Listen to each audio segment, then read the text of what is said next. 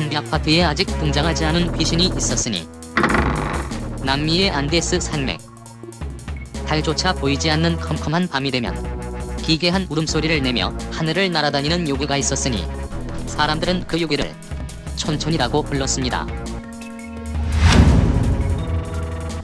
촌촌은 몸이 없고 머리만 있다고 전해집니다. 그리고 아주 거대한 귀를 가지고 있는데 이 귀가 날개 역할을 해서 하늘을 날아다닐 수 있다고 합니다. 촌촌은 잡을 수는 있어도 죽일 수는 없는 존재라고 알려져 있으며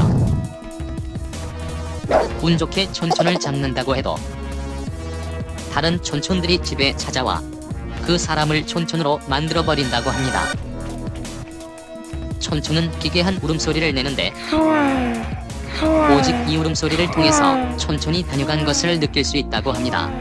왜냐하면 촌촌은 일반 사람에게는 보이지 않기 때문입니다. 하지만 마법사는 촌촌을 볼 수 있다고 전해집니다.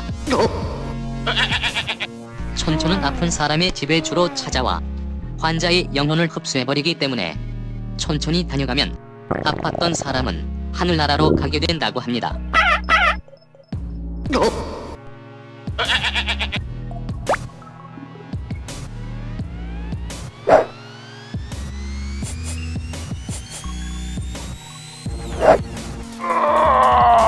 촌촌을 만나지 않는 유일한 방법은 아프지 않는 것입니다.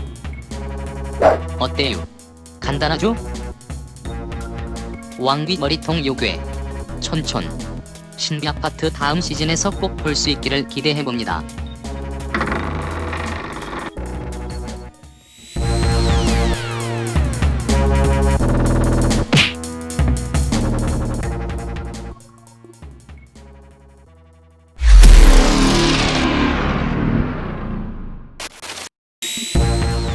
신비 아파트에 아직 등장하지 않은 귀신이 있었으니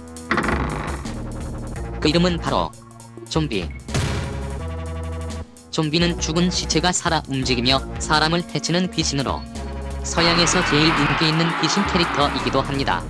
미라나 강씨도 좀비의 일종이죠. 최초의 좀비가 나타나게 된 배경은 주술사가 시체를 조종해 만들어졌다는 설과 군사실험에 의한 희생자들이라는 설, 방사능 물질에 오염되어 생겨났다는 설 등이 있습니다. 좀비는 뇌가 퇴화되어 있기 때문에 지능이 낮고 움직임이 둔하며 관절이 굳어있기 때문에 걷는 모습이 무척 부자연스럽습니다. 그리고 좀비는 신경이 모두 끊겨있기 때문에 어떠한 고통도 느끼지 못합니다. 그래서 먹이를 발견하면 죽기 살기로 달려들게 됩니다. 멍청한 좀비 한 마리를 상대하는 것은 크게 힘든 일은 아닙니다. 하지만 좀비는 때로 몰려다니는 습성이 있기 때문에 개떼처럼 많은 숫자의 좀비를 상대하는 것은 무척 어려운 일입니다. 물론 마블리는 빼고 말이죠. 좀비에게 물리게 되면 서서히 자신도 좀비로 변하기 때문에 절대로 잡히거나 물려서는 안 됩니다. 좀비를 피하는 방법에는 해독제를 주사하는 방법, 움직이지 않고 가만히 있는 방법, 좀비의 우두머리를 없애는 방법, 좀비인 척 흉내내는 방법 등등 여러가지 방법이 알려져 있습니다. 물론 효과가 있는지는 확인된 바 없습니다. 다음 시즌에서 많은 좀비가 살고 있는 아파트, 그곳에서 펼쳐지는 좀비를 수탕하는 모습, 좀비 아파트 아니 신비 아파트 다음 시즌에서 꼭 볼 수 있기를 기대해봅니다.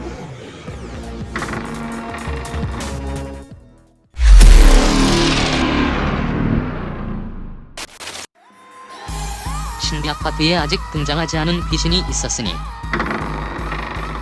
그 이름은 바로 구울.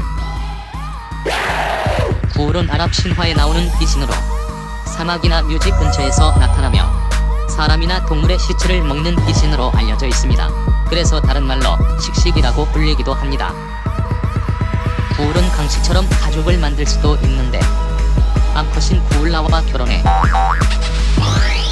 자식도 낳을 수 있다고 합니다. 구울의 외모는 언뜻 보면 좀비와 비슷해 보이지만 자세히 보면 좀비는 피부가 많이 썩어 더러워 보이는 반면 구울은 좀비보다는 깔끔하게 생긴 편입니다. 그리고 구울은 좀비보다 훨씬 더 뛰어난 능력을 가지고 있습니다. 하늘을 날아다닐 수 있으며 하이에나로 변신할 수도 있습니다.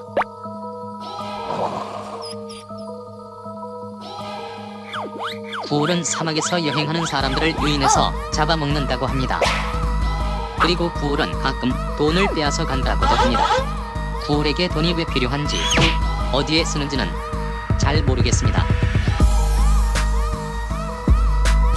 구울은 전설의 검인 언월도로 없앨 수 있다고 전해집니다. 언월도로 구울을 베고 나면 구울은 한 번만 더 자신을 베어달라고 말을 하는데, 이때 그 말대로 한 번 더 배를 베게 되면 구울은 다시 부활하게 된다고 합니다. 사막의 식식위 구울 신비아파트 다음 시즌에서 꼭 볼 수 있기를 기대해봅니다.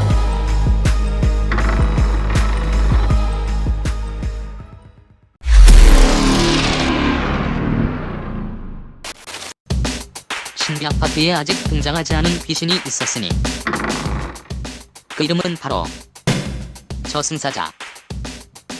저승사자는 악귀가 아닌 선기로 명을 다한 사람의 영혼을 저승으로 인도하는 역할을 하며 다른 이름으로 사신이라 불리워지기도 합니다.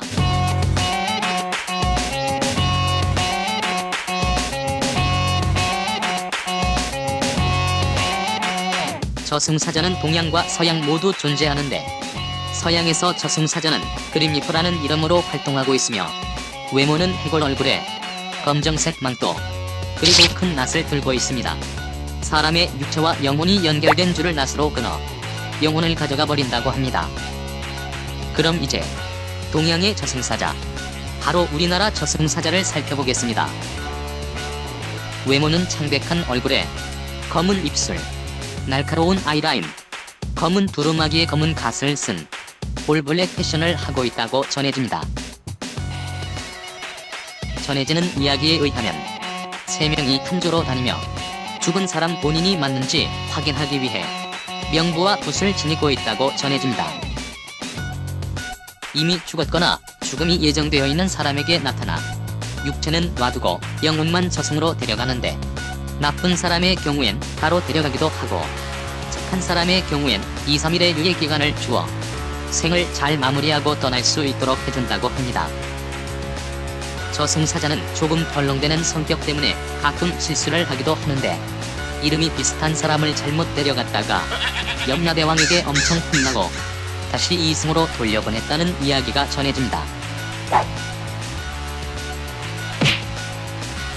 저승사자는 죽은 사람의 영혼을 저승으로 인도하는 역할을 할 뿐 보통 사람에게는 아무런 피해를 줄 수 없습니다.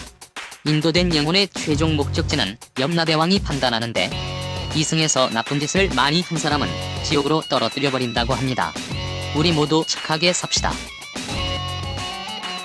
전설에 따르면 저승사자계의 아이돌로 알려진 인물이 있는데, 그의 이름은 바로 강림도령입니다.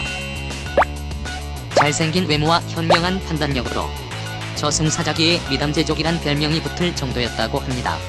신비아파트의 최강림이란 캐릭터는 아마 강림도령을 모티브로 한 것 아닐까 생각됩니다. 다음 시즌에서 원한이 풀린 영혼을 데려가는 저승사자의 모습, 신비아파트 다음 시즌에서 꼭 볼 수 있기를 기대해봅니다.